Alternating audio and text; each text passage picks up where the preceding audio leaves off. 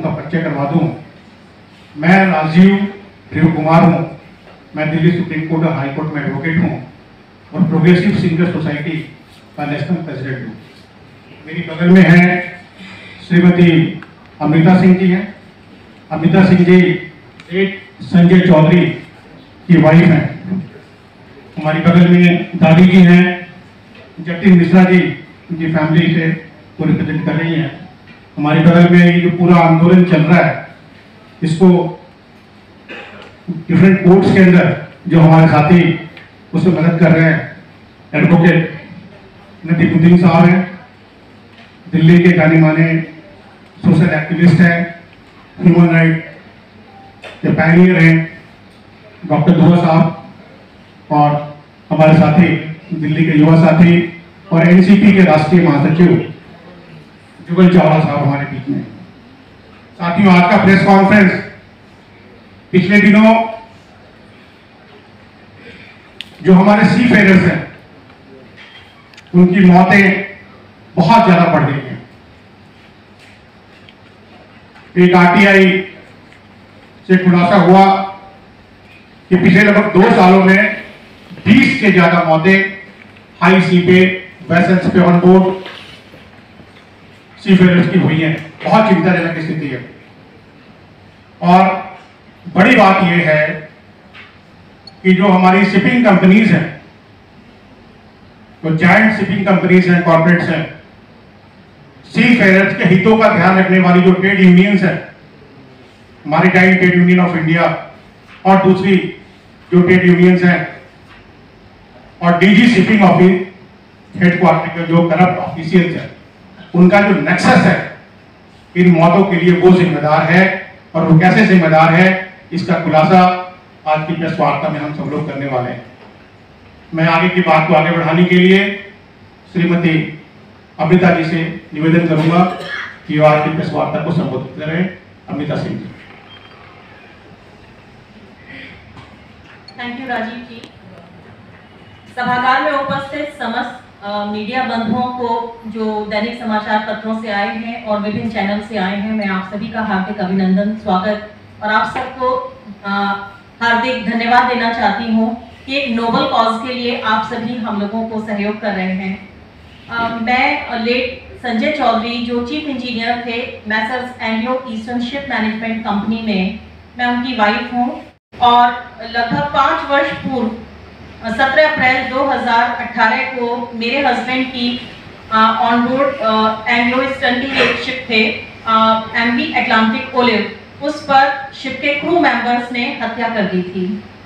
हम लोगों को मतलब परिजनों को ये बताया गया कि हस्बैंड का जो डेथ हुई थी वो हार्ट अटैक से हुई थी, लेकिन बाद में जब हमने बारीकी से उस चीज़ को देखा, क्योंकि 15 दिन तक मेरे हस्बैंड की बॉडी परिजनों को नहीं दी गई और वो उसको विदेश में भी लेकर के घूमते रहे।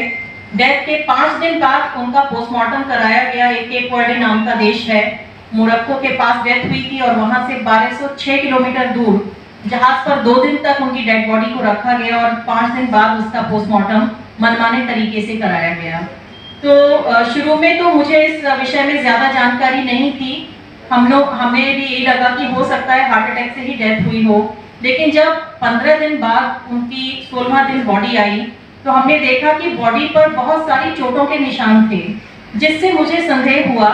हालांकि जब बॉडी घर पर आई तो शाम हो चुकी थी और क्योंकि 15 दिन से पूरा परिवार दिन रात बाट जोड़ रहा था कि कब बॉडी घर आए और कब हम उसका अंतिम संस्कार करें। तो उस समय हम लोग इतना अधिक नहीं जानकारी ले पाए या हम लोग सेकंड पोस्टमार्टम नहीं करा पाए।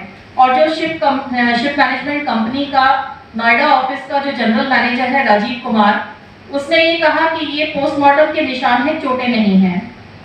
क्योंकि उस समय बहुत ज़्यादा दिमाग पर हम लोग दिमाग का प्रयोग नहीं कर पाए, बहुत ज़्यादा सोच नहीं पाए इस बारे में। तो आनंद फानन में उसने कहा कि आप बॉडी को स्नान भी मत कराइए कि ये जो है ये इस पर एम्बामिंग की हुई है और अगर आप इसको बॉडी को स्नान कराएंगे तो ये हवा और पानी के संपर्क में आते ही डिकम्पोज हो जाएगा। तो ये सारी चीज़ें क्योंकि दिमाग एकदम से सुन्न हो चुका था और हम लोग नहीं समझ पा रहे थे कि ये इतना जोर हमें क्यों दे रहे हैं, तो आनंद फानन में हमने अंतिम संस्कार कर दिया। लेकिन दूसरे दिन जब हमने डेथ के बाद इनका सामान खोला तो देखा कि जो उनके सामान में इनके सारे इलेक्ट्रॉनिक गैजेट्स थे वो गायब थे, और जबकि उसमें जो इन्वेंट्री लिस्ट रखी थी सामान के साथ, उस इन्वेंट्री लिस्ट में वो सारे जो इलेक्ट्रॉनिक गैजेट्स थे उसका उन्होंने उल्लेख किया हुआ था कि ये सब रखे हुए हैं। हमने उनसे पूछताछ करनी शुरू की तो उन्होंने हमें इधर उधर के जो आंसर्स हैं वो देने शुरू कर दिए, और किसी भी बात का वो कोई सीधा जवाब नहीं दे रहे थे। हमने मेल्स भी भेजी तो मेल्स में भी वही कि हाँ ढूंढ रहे हैं, और लास्ट में आप ये देखिए कि आने के मतलब लगभग 1 महीने बाद, दाह संस्कार के 1 महीने बाद उन्होंने कहा बीच में आ चुकी हैं। मैं उनसे अनुरोध करूंगी कि वो भी डाइस पर हमारे साथ आ जाएं। श्रीमती पूनम मलिक हमारे साथ हैं, वो भी अभी आ रही हैं, क्योंकि थोड़ा सा आने में उनको विलंब हुआ, इस वजह से हम कार्यक्रम हमने शुरू कर लिया। तो शिवम की ये 24 वर्ष का था और 3rd ऑफिसर था ये बच्चा, और 24 साल क्या उम्र होती है जब आदमी अपना जीवन शुरू करता है, बहुत सारे सपने होते हैं। इस बच्चे की भी हत्या हुई जब 2nd पोस्टमार्टम हुआ। इन्होंने बताया कंपनी ने कि इस बच्चे की इसने सुसाइड कर लिया है। जब यहाँ 2nd पोस्टमार्टम गाजियाबाद में हुआ, मेडिकल बोर्ड ने कंक्लूड किया कि ये सुसाइड नहीं है, ये स्ट्रैंगुलेशन की डेथ है। यानी कि 2 मेडिकल बोर्ड मेरे हस्बैंड के केस में और 2 मेडिकल बोर्ड शिवम मलिक के केस में, दोनों ही गाजियाबाद के निवासी हैं। इसमें ये कंक्लूड हुआ कि दोनों ही केसेस में हत्या की गई। अब मैं वापस अपने हस्बैंड के केस के लिए आती हूँ। पुलिस ने विवेचना के क्रम में जो दवाएं दी गई थी हस्बैंड को डेथ से पहले, उनका एक एनालिसिस कराया, और डिस्ट्रिक्ट मेडिकल हॉस्पिटल जो हमारा गाजियाबाद का है, वहाँ सीएमओ साहब के अध्यक्षता में एक बोर्ड गठित किया गया, जिसमें 2 फॉरेंसिक एक्सपर्ट्स थे और 1 फॉरेंसिक मेडिसिन के एक्सपर्ट थे। तीनों ने 1.5 महीने तक इसका पूरा गहन अध्ययन करके ये कंक्लूड किया कि मृत्यु का कारण दम घुटना एवं जहर देकर के की गई हत्या है। तो इस प्रकार आप देख सकते हैं कि अंतर्राष्ट्रीय स्तर पर कितना बड़ा गैंग सक्रिय है। हालांकि अभी उनका लेटर आया था जो फर्स्ट नोटिफिकेशन फैमिली के लिए था, डेथ नोटिफिकेशन, उसका जब अध्ययन किया तो ये पाया कि वो 4.5 घंटे तक जीवित थे। यानी कि हमसे झूठ बोला गया कि विदिन 25 मिनट्स हार्ट अटैक की वजह से उनकी डेथ हो गई, जबकि लेट संजय चौधरी जीवन और मृत्यु के बीच 4.5 घंटे तक जूझ रहे थे। फिर हमने इनसे जब पूछताछ की, हमने कहा आप हमें मेडिकल लॉगबुक की कॉपीज दीजिए। तो मेडिकल लॉगबुक में जो उन्होंने दवाओं का उल्लेख किया था वो नॉर्मल डोजेस से बहुत ज्यादा दवाएं थी, और कुछ दवाएं ऐसी भी थी जिनका हार्ट अटैक से कोई लेना देना नहीं था। हमने इसी क्रम में इस विषय पर एक जांच के लिए रिक्वेस्ट की हमारे एमपी साहब से, जनरल वीके सिंह साहब से जो गाजियाबाद के एमपी हैं।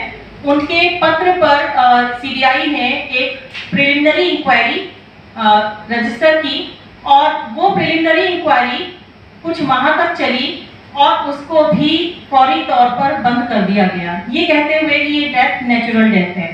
इसमें मैं एक विशेष बात उल्लेख करना चाहूंगी कि जो सीबीआई ने ये प्रिलिमिनरी इंक्वायरी की, ये एम्स के डॉक्टर हैं जो फॉरेंसिक मेडिसिन के हेड हैं, डॉक्टर सुधीर गुप्ता, जो कि एक बहुत ही कंट्रोवर्शियल डॉक्टर हैं। पूर्व में सुनंदा पुष्कर हत्याकांड में उन्होंने यूटर्न लिया था और उनकी टेम्परिंग के केस में वो सस्पेंडेड हुए थे। बाद में उनको हाईकोर्ट से स्टे मिल गया था। और सबसे ज्यादा जो हाल ही का विवादित और चर्चित हत्याकांड हुआ, एक्टर सुशांत सिंह राजपूत केस, उसके भी वही मेन डॉक्टर थे जिन्होंने ये कहा कि ये पहले बोला कि ये हत्या है और बाद में बोला कि ये स्वाभाविक मृत्यु है, ये सुसाइड है। हमारे केस में बाद में जब सीबीआई रिपोर्ट हमको मिली तब हमको पता लगा कि जो डॉक्टर साहब हैं उन्होंने केवल फोटोग्राफ्स के आधार पर ये कंक्लूड कर दिया कि ये मृत्यु जो है ये प्राकृतिक मृत्यु है, नेचुरल डेथ है। जबकि आप भी जानते हैं कि कोई भी डॉक्टर, स्पेशली अगर फॉरेंसिक डॉक्टर है, तो वो मेडिकल रिपोर्ट का अध्ययन जरूर करेगा। लेकिन बड़े आश्चर्य की बात है कि डॉक्टर साहब ने बिल्कुल किस कारण से ऐसा किया या किस तरह से, किस ऑब्लिगेशन के तहत इस तरह का उन्होंने निर्णय लिया और एक गलत रिपोर्ट दी, ये ईश्वर ही जानता है। ये रिपोर्ट बंद हो गई, लेकिन हमें चूंकि इस बात का पूर्ण विश्वास था कि कुछ ना कुछ गड़बड़ है, मेरे बीच में अभी एक फॉरेंसिक एक्सपर्ट हमारे अभी एंटर हुए हैं, डॉक्टर आदर्श मिश्रा जी। डॉक्टर साहब एक बार प्लीज खड़े हो जाएं और अपना परिचय दें। आज जो ये प्रेस कॉन्फ्रेंस रखी हुई है, इसमें मानवता की हत्या हो रही है और एक इंश्योरेंस स्कैम लेकर चल रहा है इंश्योरेंस का और अंगों की तस्करी। ये बड़ा एक संगीन विषय है और बड़ा एक दुर्भाग्य है देश का कि हमारे ही देश के लोग, हमारे ही अधिकारी, हमारे बड़े भाई, चाचा, ताऊ जो बड़ी बड़ी कंपनियों में काम कर रहे हैं, वो हमारे खून चूस रहे हैं, हमारे अंगों का काट रहे हैं। हो सकता है उसका पोता क्यों ना हो, लेकिन वो बीच में वो पैसे के पीछे दौड़ रहा है। आप पूरी मीडिया तंत्र, मैडम, हमारी ये एक सोशल रिस्पॉन्सिबिलिटी है कि आज जो व्यक्ति, जो बच्चा किसी शिपिंग कंपनी में जा रहा है, क्योंकि शिपिंग कंपनियां आज क्वेश्चन में है और दोनों, चाहे ऑफिसर की संस्था है चाहे वो नेवी की कर्मचारी संस्था है, दोनों मैरीटाइम और लूसा, जो बोला आपने MBY लूसी। तो आप ये देखिए कि मैं सोशल एक्टिविस्ट हूँ, पिछले 20-22 साल से काम कर रहा हूँ, मैं इंश्योरेंस में भी हूँ, मैं LIC का बहुत बड़ा काम करता हूँ, पिछले 23 साल से काम कर रहा हूँ, मुझे पता है क्योंकि मैंने बहुत सारे केस देखे हैं। तो आप ये देखिए कि अंगों की तस्करी और दूसरा इंश्योरेंस का पैसा कौन लूट रहा है? वो हमारे ही अधिकारी है, हमारे ही पिताजी है, हमारे चाचा हुआ है और देश के कर्मचारी है, तो विदेशी नहीं है। लेकिन विदेशों को सिर्फ अंगों की तस्करी से मतलब है, पैसे मतलब नहीं है, जहां तक मैं समझता हूँ, क्योंकि पैसा तो दोनों है, खाते हैं पैसा भी। तो आप सभी बंधुओं से अपील है कि हमारे जो सरकारें बैठी हुई है उनको चेतना के लिए आप अपना काम करें, मीडिया का सहयोग, मीडिया आपका भी सहयोग करें, हम इसके बहुत धन्यवादी होंगे, ताकि ये जो स्कैम है और अंगों का प्रत्यापन है ये रुक सके और बच्चों को भी आगे वाले जो बच्चा आ रहा है उसको समझाए कि आगे आपको आवाज रखनी है, एग्रीमेंट ध्यान से साइन करना है। मोटम ना होना, तो हमने जब उस रिपोर्ट को पढ़ा था उसमें बहुत सारी कमियां नजर आई और उन कमियों को जब हमने देखा तो उससे पता चला कि ये एक मर्डर की तरफ जा रहा है। बहुत सारे ऐसे सिम्टम्स मिले जो डॉक्टर्स ने चीजें छुपाई, बहुत सारे मेडिकल के जो प्रोसीडिंग जो फॉलो होने चाहिए वो सब चीजें नहीं किया। तो उसके लिए फिर हमने इनको रिपोर्ट बनाई, वो हमने दिया मैडम को। देन उसके बाद अगर एंजेलो ईस्टर्न के बारे में कहा जाए तो उन्होंने कई सारे ऐसे डॉक्यूमेंट्स भी बनाए थे जिसपे फेक सिग्नेचर्स या फेक डॉक्यूमेंट्स वो लोग बनाना स्टार्ट कर चुके थे। जैसे ये रिप्लाईज मांग रहे थे तो वो कुछ फेक डॉक्यूमेंट भी प्रोड्यूस किया था इनके लिए। तो उन लोगों ने बिल्कुल स्टार्ट कर दिया कि आप कुछ भी मांगो हम आपको रिप्लाई तो देंगे, लेकिन कुछ फेक डॉक्यूमेंट्स बना दिया, जो डॉक्यूमेंट पहले एग्जिस्टेंस में नहीं था, एडिटिंग कर करके दे रहे हैं। इवन जो फोटोग्राफ दिए थे पोस्टमार्टम के या डेथ के टाइम के, तो वो भी एडिटेड थे। इवन जो ईमेल्स सेंड किया था मैडम को रिप्लाई में, वो भी इस फॉर्मेट में दे रहे हैं कि कोई एक आम आदमी उस चीज को रीड ना कर पाए या उसको समझ भी ना पाए। तो इस तरीके से उन लोगों ने काफी बड़ा ये स्कैम चल रहा है। तो ये सब चीजें मैंने एग्जामिन की इनके केस में। लेकिन परेशानी ये है कि वहां से कोई गाइडलाइन जारी होती ही नहीं है। शिप मैनेजमेंट कंपनी भेड़ बकरियों की तरह जो है आम जनता को मार रही है, उस तक पे कोई कॉग्निजेंस नहीं लिया जाएगा तो किस बात पे कॉग्निजेंस लिया जाएगा ये बताइए भाई। आप किसी की हत्या किए दे रहे हैं, उसकी कोई सुनवाई नहीं, कोई पोस्टमार्टम नहीं, कोई उसके नियमों का अनुपालन नहीं, तो कहां सुनवाई होगी, किसकी सुनवाई होगी ये बताइए। मैं मुक्त कंठ से कहना चाहूंगी कि माननीय प्रधानमंत्री जी की सोच अच्छी है, नीति विकास की है, इसमें कोई शक नहीं है। Government is very good but the only thing is bureaucrats are not cooperating with us. Government खुद नहीं आती, गवर्नमेंट ने इसीलिए एक डिपार्टमेंट क्रिएट किया है कि वो डिपार्टमेंट समस्याओं का निवारण करे, लेकिन डिपार्टमेंट सुनने को राजी नहीं है। तो मेरी जो नाराजगी है वो गवर्नमेंट से बिल्कुल नहीं है। आपकी मुख्तलिफ राय हो सकती है लेकिन मेरी नहीं है। मैं गवर्नमेंट के प्रति उनका आभार व्यक्त करती हूँ। आपको ये लग रहा है कि ये सवाल है मैडम जी, तो इन लोगों ने मिलके कहीं कोई ऐसा वो नहीं किया, जॉइंट रिप्रेजेंटेशन दिया है कि जिससे ये लगे कि हाँ ऐसा हुआ और वो बात हमने NHRC में जॉइंट रिप्रेजेंटेशन दिया हुआ है, हमने नेशनल विमेन कमीशन में रिप्रेजेंटेशन दिया हुआ है, हमने सेक्रेटरी शिपिंग को जॉइंट रिप्रेजेंटेशन दिया हुआ है और ये रिप्रेजेंटेशन दिए हुए भी 1.5 साल से अधिक हो चुका है, लेकिन कार्यवाही शून्य है। मेरे केस में इसलिए कार्यवाही हुई कि मैं उसको बराबर परस्यू कर रही थी, लेकिन अभी जो दोनों परिवार हैं, जतिन और शिवम के परिवार, ये लोग कोशिश में हैं, लेकिन इनकी अभी तक कोई सुनवाई नहीं है।